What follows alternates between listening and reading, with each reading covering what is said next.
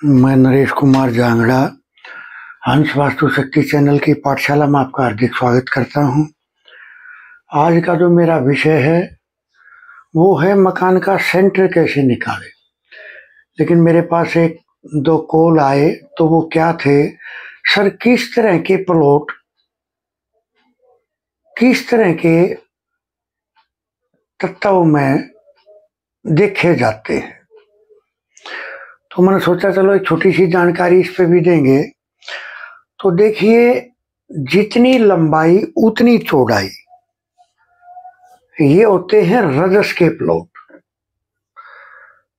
यानी क्रिएटर के प्लॉट।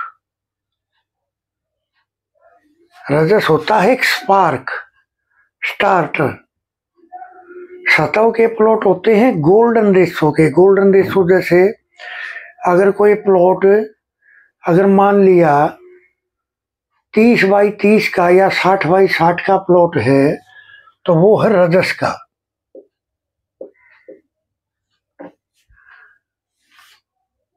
अगर कोई 60 बाई 80 है वो है गोल्डन रेशो का। 80 90 तक है, 90 95 तक भी है। अगर 60 95 तक का भी है तो गोल्डन रेशो। गोल्डन रेशो क्या होती है, सतह क्या होता है जो कंटिन्यूटी लगा रहे, यानी समाज में कुछ न कुछ बदलाव करता रहे। और तमस के प्लॉट कैसे होते हैं, जैसे रेल का डब्बा, लंबाई बहुत ज्यादा चौड़ाई बहुत कम, ये तमस के प्लॉट होते हैं। तो इनसे हमें बचना चाहिए, तमस वाले से। क्योंकि देखो अब जब अगर किसी भी प्लॉट की लंबाई अगर 3 गुना से ज्यादा होगी तो उसमें ऑटोमेटिक सेंटर चेंज हो जाएंगे अपने आप, उसमें फिर अलग सेंटर काम करना शुरू कर देते हैं। तो इस तरह के प्लॉट से बचे। और प्लॉट हमेशा सतह के, यानी गोल्डन रेशो का प्लॉट अगर होता है अपने पास तो वो सबसे अच्छा माना जाता है।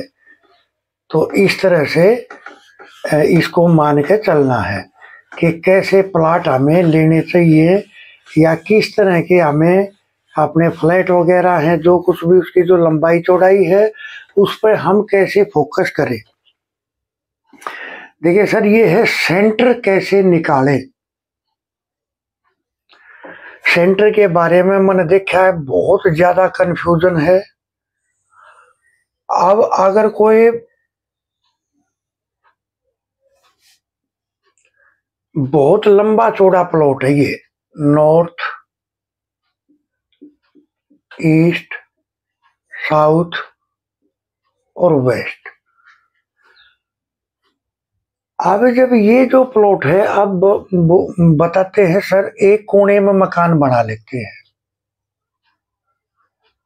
ये मकान बना लिया। अब जब हमने कंप्लीट प्लॉट की जब एंट्री चेक करी, देखो सेंटर कैसे चेक करना पड़ता है, सिम्टम कैसे मिलान करने पड़ते हैं, ये मैं आपको वो गहरे राज बता रहा हूं जिसमें आपका जो थर्ड आई है, तीसरा जो नेत्र है, यानी जो एक ओकल्ट साइंस है, देखने का जो दिव्य चक्षु हो, वो कैसे पैदा हो।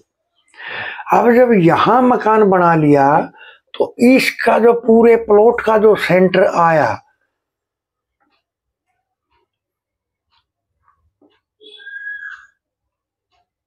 तो इसमें इनका ये जो सेंटर है ये दूषित हो गया।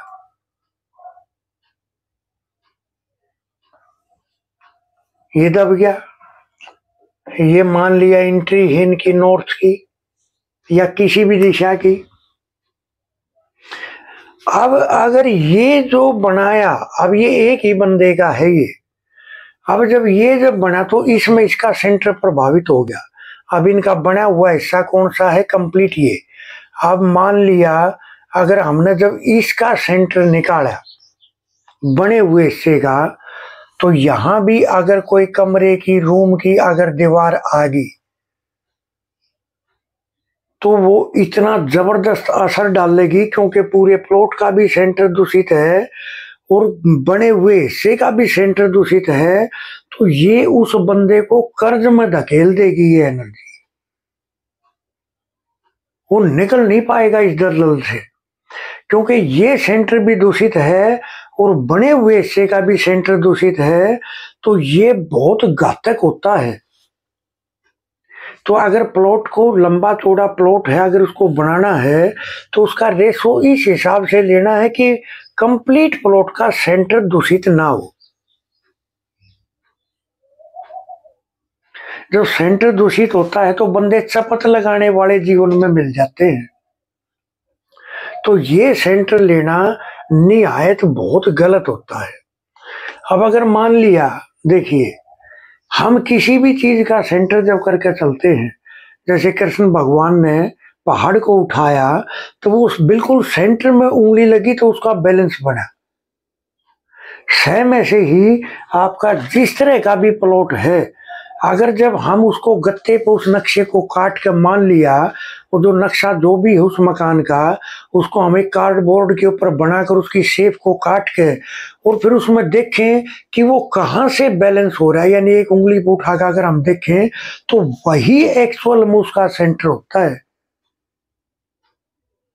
सेंटर निकालने के सर बहुत तरीके हैं। जैसे मैं एक आपको एग्जांपल दे रहा हूं, जैसे किसी का ये हिस्सा बढ़ गया, तो बहुत सारे क्या करते हैं, सर इसका सेंटर ले ले, इसका हाफ कर ले, जहां भी हाफ आएगा ऐसे लाइन खींच के, और जहां भी इसका हाफ आएगा तो अब यहां से इसका सेंटर माना जाएगा, ये सेंटर हो गए। लेकिन सर मेरी नजर में ये थ्योरी बिल्कुल गलत है।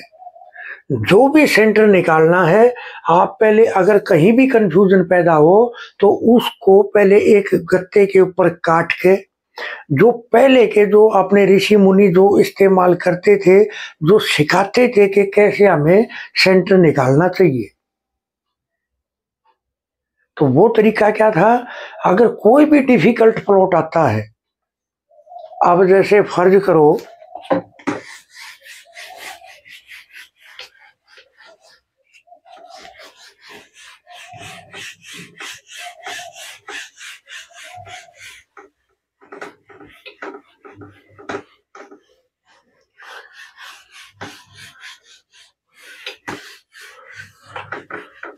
देखो सर, सबसे अच्छा सेंटर निकालने का तरीका तो क्या है, आप जियो जेब्रा, जियो जेब्रा आप अपने फोन में डाउनलोड करोगे तो वो सेंटर निकालने की एक अचूक औषधि है। उससे सेंटर वही निकलेगा जहां सेंटर होगा। जैसे आप फर्ज करो कोई प्लॉट आ गया, सर ये प्लॉट है, इसका सेंटर निकालो, तो एक आम आदमी अपने किसी भी एंगल से इसका सेंटर निकालने में बहुत ही कंफ्यूजन पैदा हो जाएगा। लेकिन अगर हम जियो जेब्रा से निकालेंगे तो कोई भी सेंटर है वो बिल्कुल फिट आएगा, क्योंकि उसमें एक तरह का वो ऐसा सॉफ्टवेयर है जो बनाया ही सिर्फ सेंटर के लिए गया है, सेंटर कैसे निकाले। क्योंकि सेंटर के मेरे मामले में इतने ज्यादा कंफ्यूजन है। अब जब ये पूरे प्लॉट का जब सेंटर था,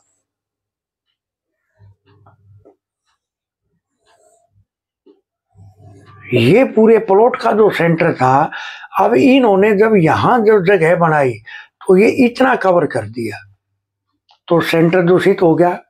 अगर बिजनेसमैन है तो काम कारोबार बैठ गया, अट्रैक्शन खत्म होगी, कर्ज की तरफ बढ़ने लग गया। क्योंकि जब सेंटर क्या है, हमारी नाभि, ब्रह्म स्थान, क्रिएटिविटी।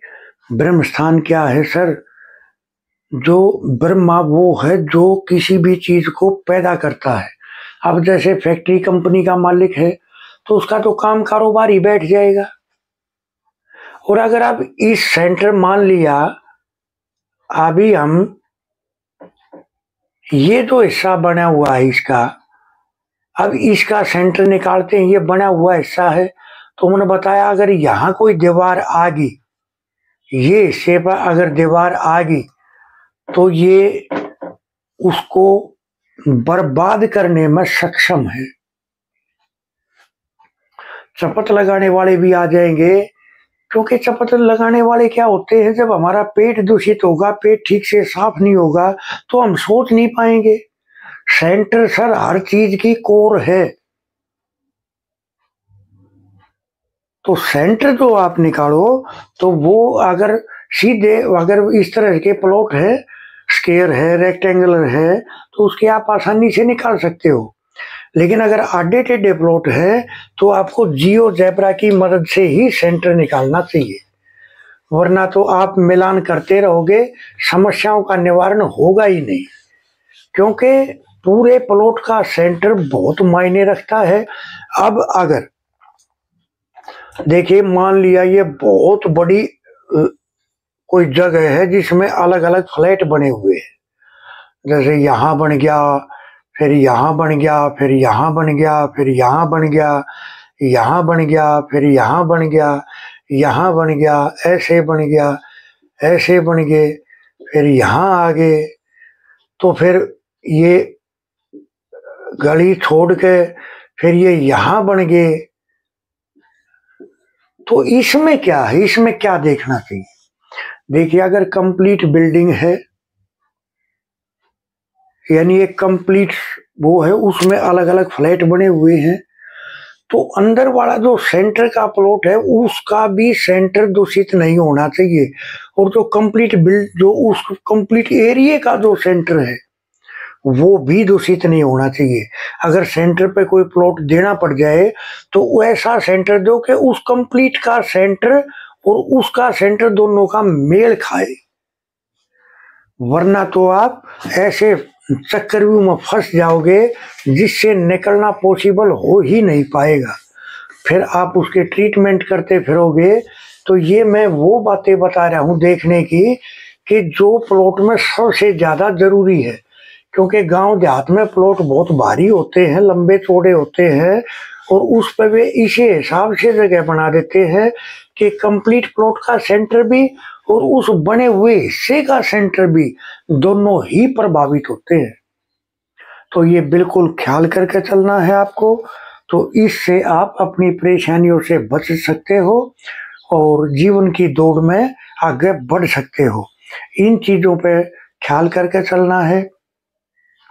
खैर, हंस वास्तु शक्ति ये चैनल आप सबका है। लाइक करें, सब्सक्राइब करें, शेयर करें, कमेंट करें। आपके मन की जो भी जिज्ञासा है उसका निवारण बताया जाएगा, और आप अपनी समस्याओं से निकलने शुरू हो। थैंक यू, धन्यवाद, नमस्कार।